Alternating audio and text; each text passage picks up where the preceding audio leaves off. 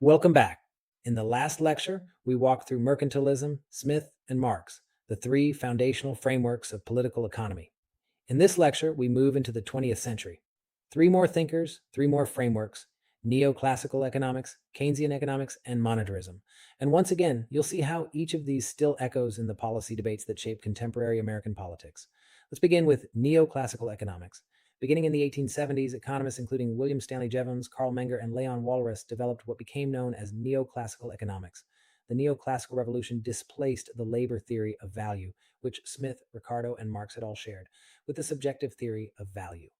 Rather than deriving the value of goods from the labor expended in producing them, the neoclassicals held that value is determined by the subjective preferences of consumers. Specifically, by marginal utility, the amount of additional satisfaction that an additional unit of a good provides to a given consumer.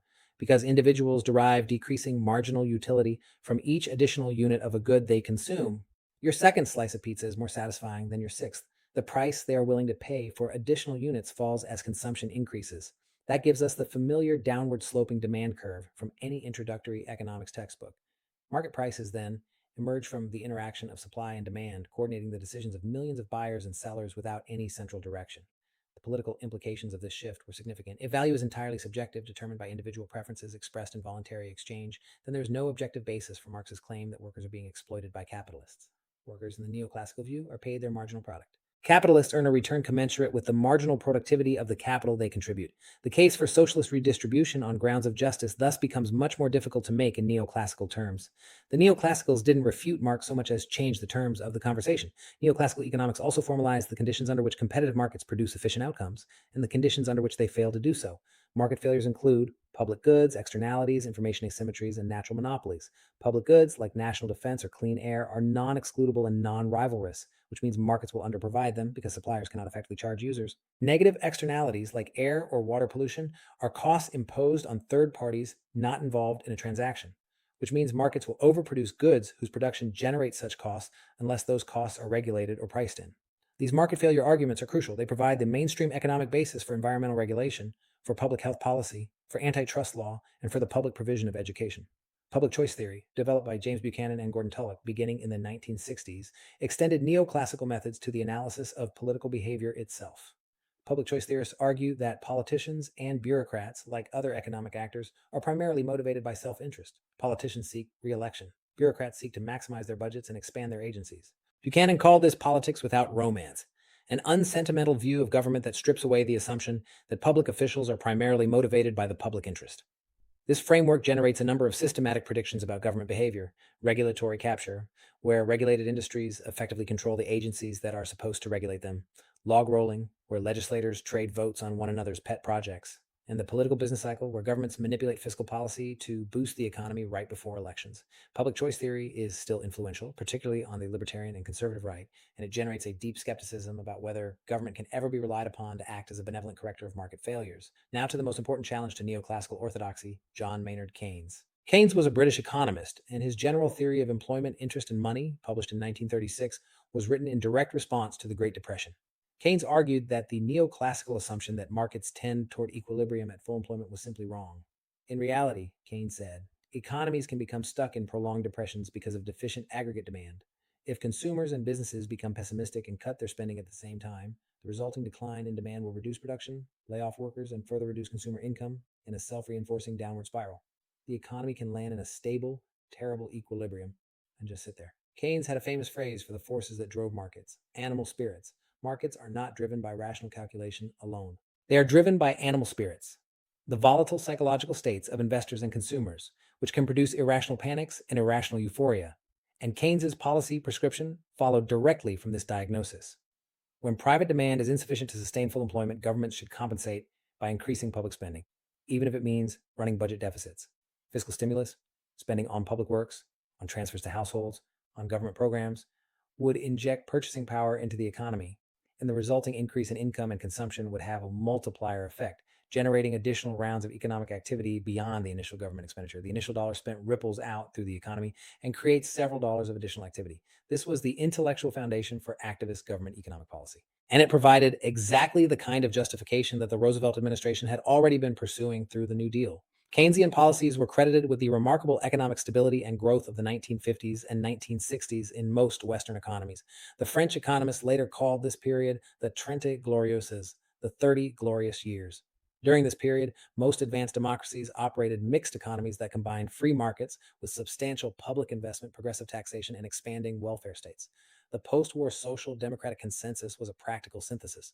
Capitalism would remain the foundation of economic organization, but its outcomes would be substantially modified through redistribution, regulation, and the public provision of essential services.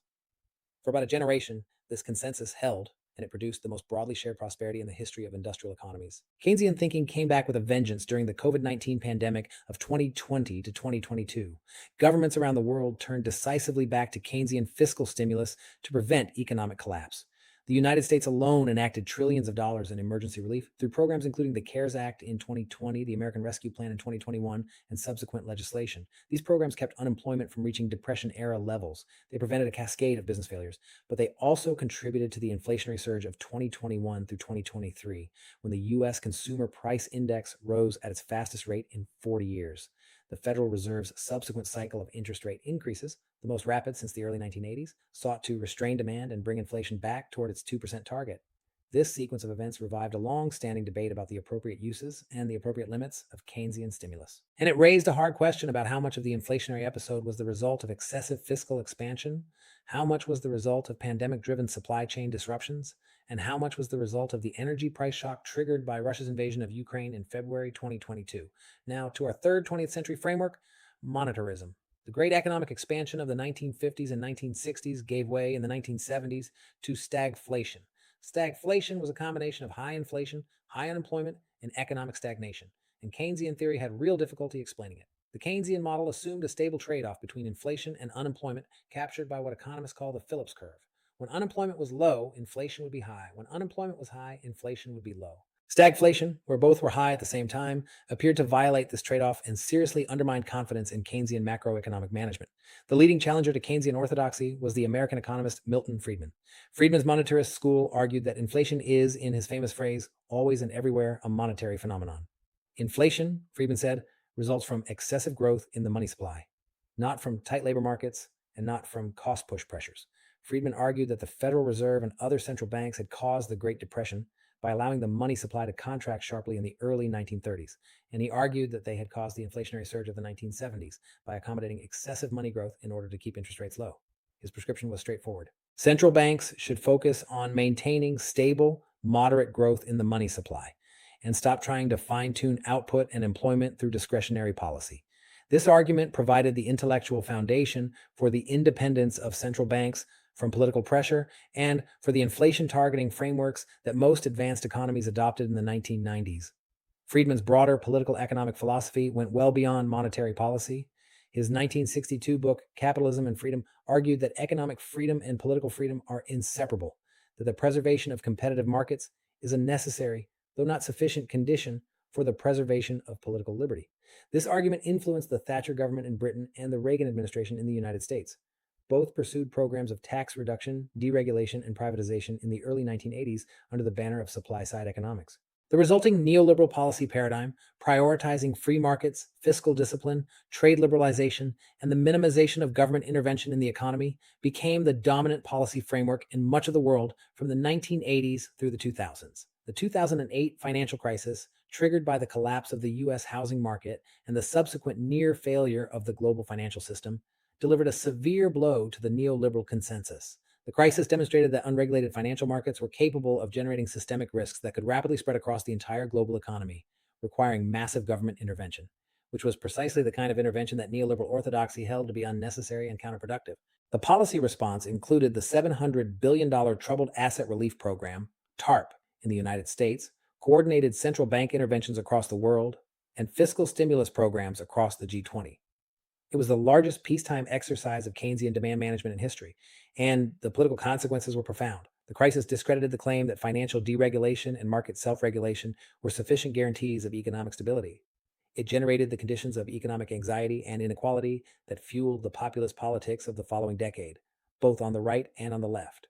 So we now have 6 frameworks under our belt: mercantilism, Smith, Marx, neoclassical economics, Keynes, and Friedman.